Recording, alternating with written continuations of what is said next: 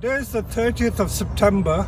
We've had a long, hard summer and the sun is still dragging on, and I'm here at Wisley at our own Herons Bonsai Walk where we sponsor the bonsai collection, and I've come to see it. I must admit that due to the COVID, this is only the third time this year I've visited Wisley. I normally come here once a month, that means 12 times a year. But the trees are looking good. Let's have a quick tour of the place, and I'm really surprised how nice it looks. Look at this creeping juniper here. This creeping junipers are planted to make it look like moss. So if you have trouble growing moss, this is the juniper to plant. It makes a beautiful display. In fact, I need to cut it back a bit because it's hiding the beautiful rocks. And I've never seen an elm. Look at this Chinese elm. These are the elms that are normally grown as indoor trees, but if you grow it outdoors and expose it to the sun, look at the color on this. Absolutely stunning. Absolutely stunning. I love this tree. Huge one. Because it's only the end of September, we're not quite into autumn yet, but the autumn will come and they're only just about turning color. So give it another month, I would say 3 weeks to a month, this will be completely red. The larches are turning as well.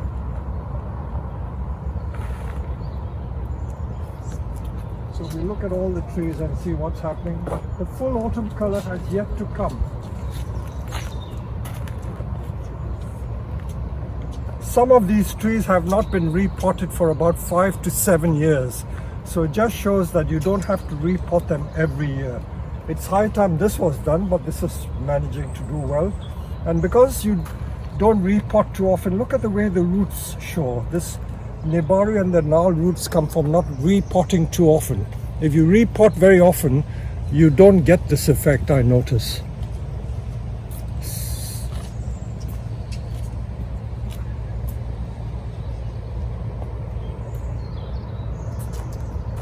And the same with this pine. You see all these lovely surface roots? This simply comes through not repotting it too often. See, the roots have filled all the pot here. This is only one of our garden pines that we grow in our field and turn into a nice literati shaped bonsai.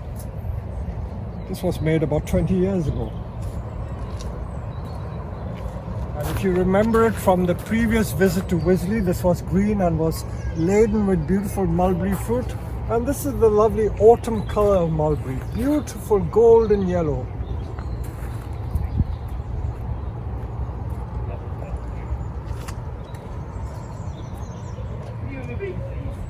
These are not imported trees. This is a ordinary English beech that I dug up from the Herons hedge. And when I got there in 1986, one of the first things I ever did was to dig up this tree, and it's been made into a bonsai since 1986. So it is about 34 years in training, but the tree must be about 45 years or more old. But again, this beautiful autumn color. The yellow has yet to become more intense, so you've still got the autumn color to come. You notice these are all large trees. They are large for two reasons. If you have a public display, you can't really put very small trees, not for a public display like this. If they're very small, they could get stolen. If they're large, they're less likely to get stolen. And they've got a presence in a big garden like this.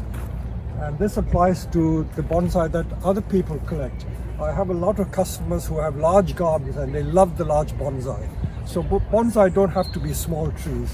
This is an ordinary dwarf Scots pine, Pinus sylvestris guverensis, that I started making when I lived in Purley. I think I started making it in 1980. And it's been many, many years in training. It's another of our tridents. We have so many tridents that I love to share them. And this, I reckon, is in fact one of my nicest tridents. Look at the powerful root system here.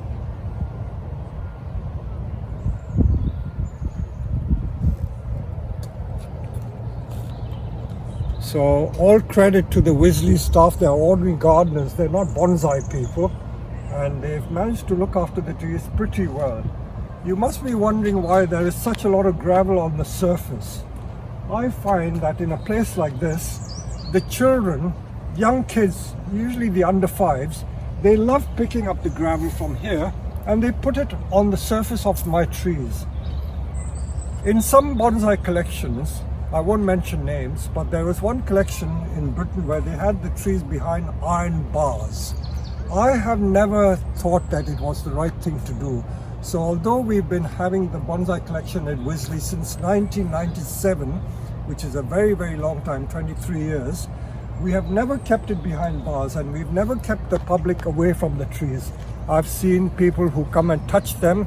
In fact, the first bonsai display area at Wisley was called the Garden of the Senses, because it was for people who had seeing difficulties, hearing difficulties. So they used to come and touch the trees. People who had, I wouldn't say blind people, but they had sight problems. They used to come and touch the trees, and it was very, very nice in a way that people could be tactile with the trees and touch them. So I never mind. And all the 23, 24 years that they've been here, I've never had a broken branch and I've never had a stolen tree. So I like people to come and touch the trees and feel that the trees are part of the display and part of them, part of the experience.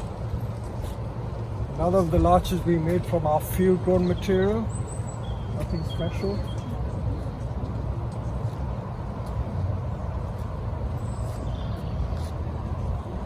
This is a group of the Japanese white bark beech.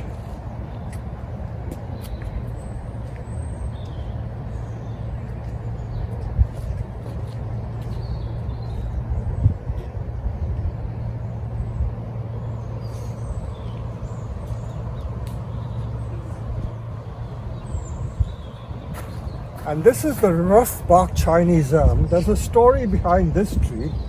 When it came from Japan back in 1990, the tree almost died and half the tree rotted. And although it rotted, I managed to rescue it. And you see how well it's grown. You can see that the cambium is callousing on the inside on the dead wood. Take a close look and see how it has healed up.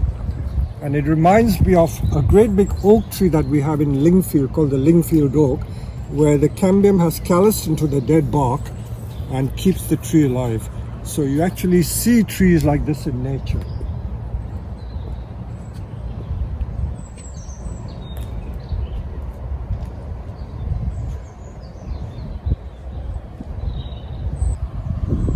I remember last year when I came here at the end of October, this tree was ablaze with color. In fact, I'll try and sneak a still of this last year, showing the autumn color. This is an ordinary mountain maple. I always reckon that the best autumn color on maples is usually on the mountain maples. And Arakawa also has got very good autumn color. But the humble Aesopalmatum straight mountain maple, or the Japanese call it Yamamomoji, has the best autumn color. Tridents. I love tridents because they're very hardy trees. And the other thing I need to mention is that because this is an open site and the display is 12 months of the year, none of these trees are protected in the winter. And on odd occasions you will get temperatures of minus 10 degrees, but that is only for a couple of hours in the winter. But we don't store them away. In some countries, maybe the winters are more harsh, but they store away their trees, bonsai collection in the winter, and don't display it. But this display is here 12 months of the year. Look at this beautiful larch. Again, a larch that is made from some of our field-grown trees. We've got hundreds of them on the nursery, but with a little bit of care and attention, you can get these stunning looking trees. This is another homemade tree. This is the Pinus austriaca, or the Austrian black pine, again made from some of our field-grown material.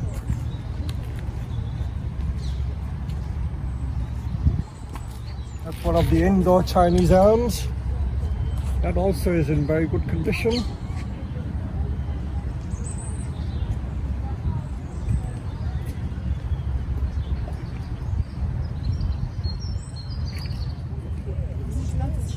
This is a large garden white pine that I supplied back in 1997, so it's been here 23 years and the shape has changed considerably. We took some of the branches out so that we can show the trunk more, and this was moved in the year 2002, so we dug a large tree out. This is 2002. No, 2012, sorry, 2012. So it's 8 years since we moved it and it seems to have survived well. We took it with a huge root ball which was about, I would say, 5 or 6 feet in diameter. I still have photographs of it. And each year we have to prune these long shoots so that we retain the shape, and then we have to clean the needles out. So all those long shoots at the top will come off.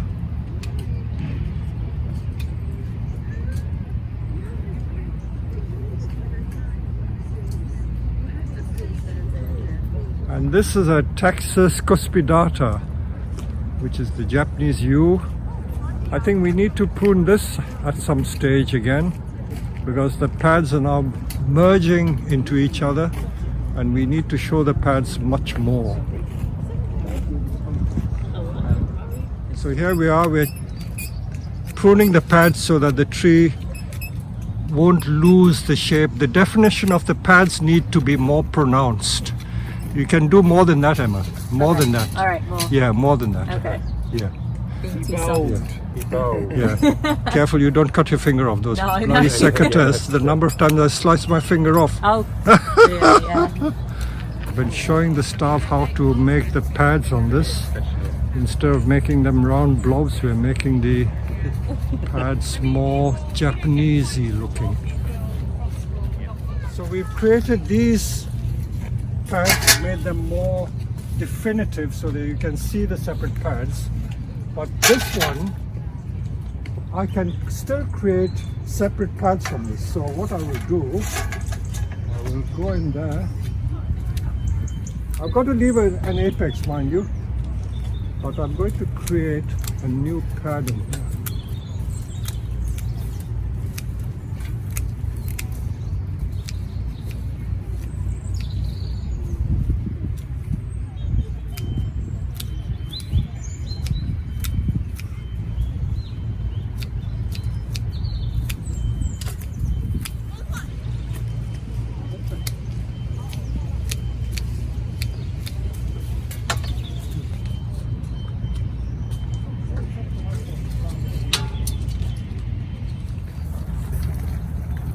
So I think in the space of about half an hour we've pruned this entire tree.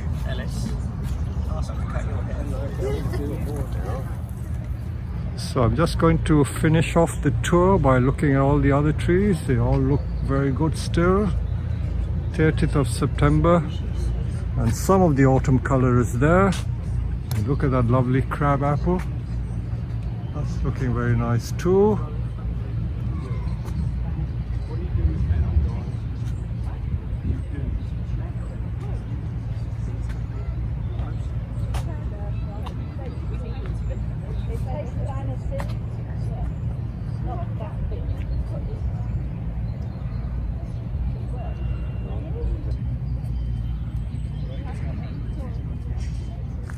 This is the famous Juniper Chinensis blowers that I created in 1984, and it was used in my second book, Bonsai Masterclass.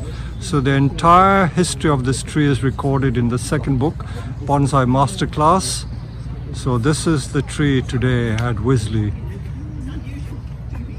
So this is 36 years in the making. So I would reckon the tree is about 46 or 50 years old.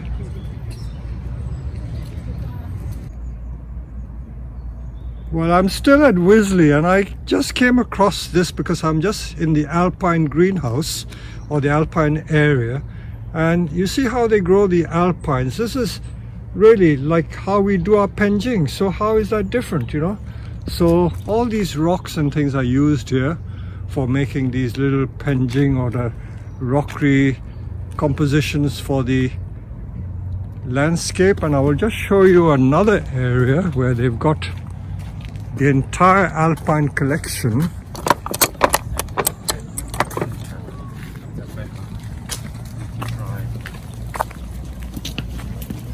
This is all artificially made, just vertical slabs of York stone or whatever stone, and you see what a beautiful landscape has been created here. Again, I thought I'd just show it to you because you can use the same ideas for doing your penjing plantings.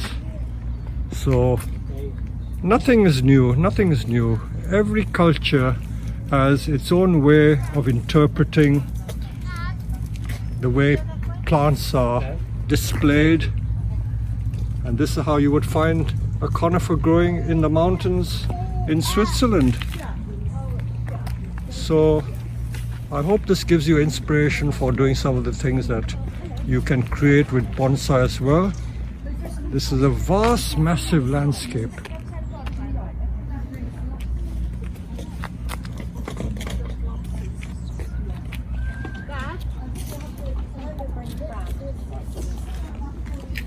And each of these little crevices have been made by the spaces left between the rocks. So the pockets of soil or gravel are used for planting these different plants. Look at that beautiful plant. It's some sort of, I don't know what plant this is. There you are. That's the name.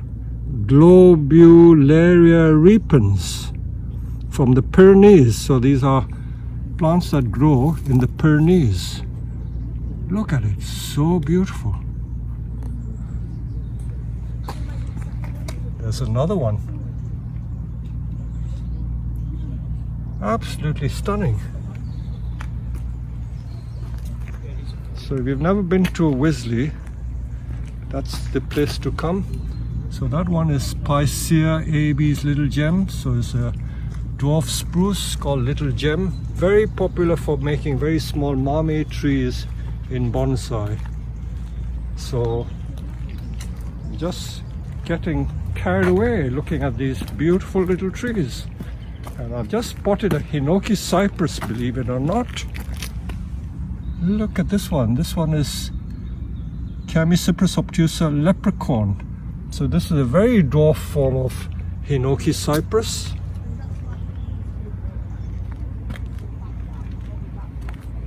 I come here so often, but I never take notice of this. Look at that lovely paving. Lovely paving by putting these slates on edge. Absolutely stunning.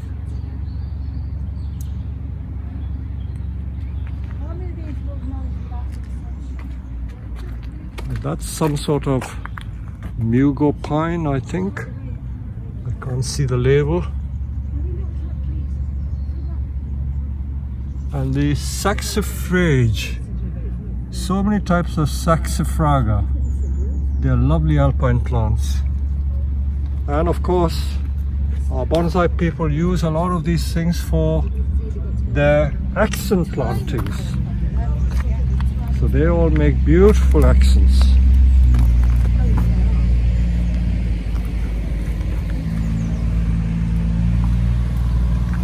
So that was a lovely day. We only spent about 2.5 hours here at Wisley, and we've managed to achieve so much.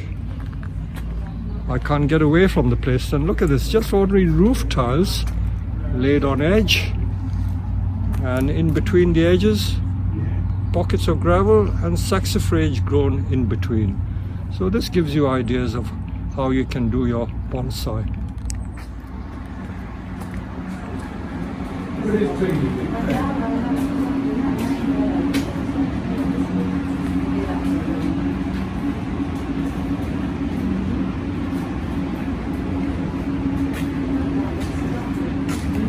These are all the autumn flowering alpines, Nerini.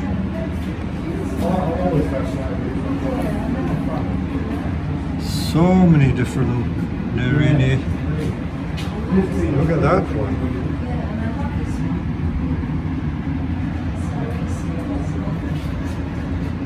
Hypoxis.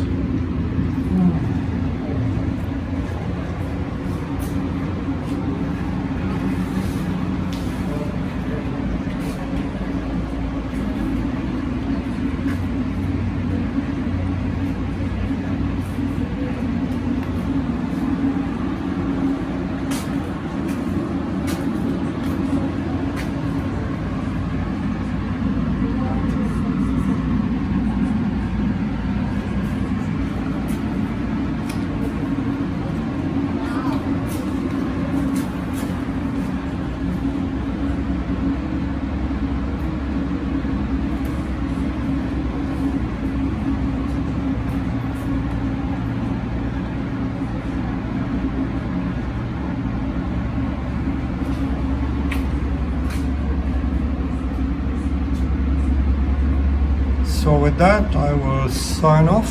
Another Oxalis. Honestly, the more I look, the more I want to hang around.